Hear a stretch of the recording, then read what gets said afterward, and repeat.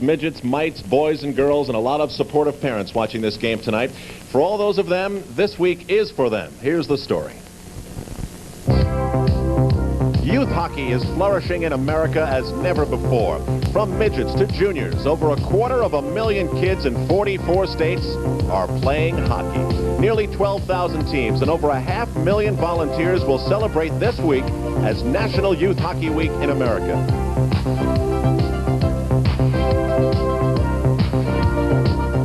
The honorary chairman for the U.S. Amateur Hockey Association's 1985 edition is a kid who's been through the gamut of youth hockey programs. 20-year-old New York Islander rookie Pat LaFontaine. Pat, a strong proponent of the youth hockey movement in America, is a vivid example of the work that's done to bring out the talent and potential of these eager youngsters. Pat recalls the road that led him to the big leagues.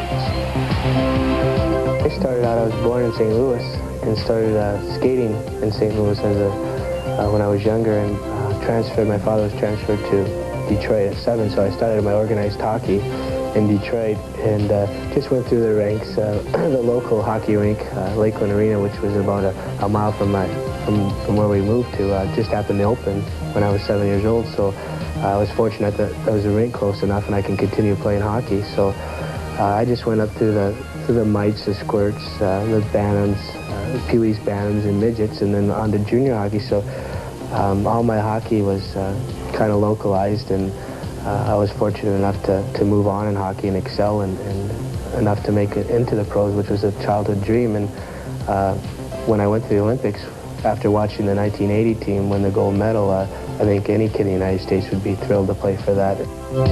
Since Pat LaFontaine has experienced all levels, he talked about what participating in youth hockey has done for him. Always wanting to learn something. Of course, to be able to play against the competition, that's a big key, to always want to have that challenge of playing against better players, which will make you a better player. And fortunate enough in Michigan, there's very good competition, and in a lot of states there's very good competition, and that makes for a better hockey player. The better players around you, the better players you play against are going to push you along and make you a better player.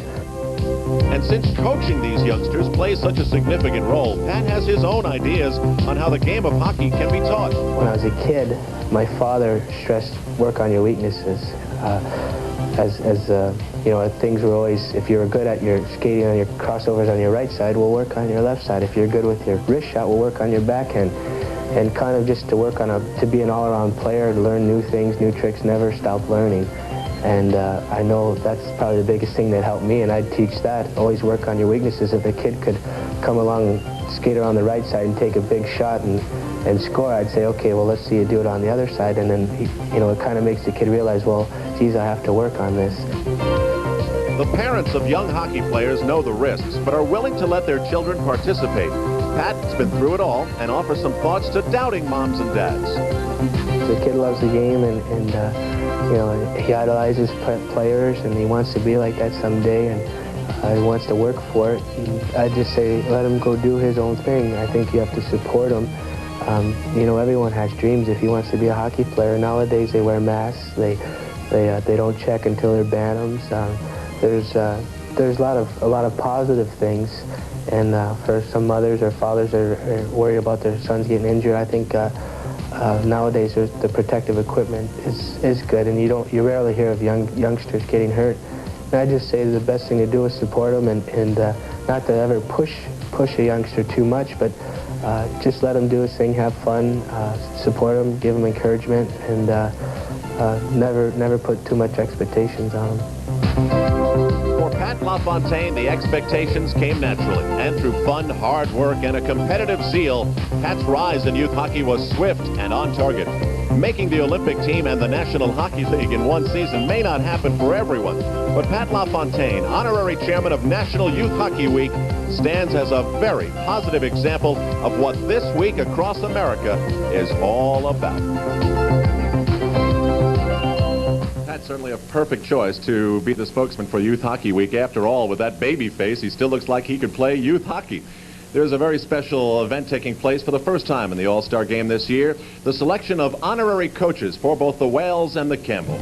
We'll begin with Glenn Henry Hall, who played 18 seasons in the NHL.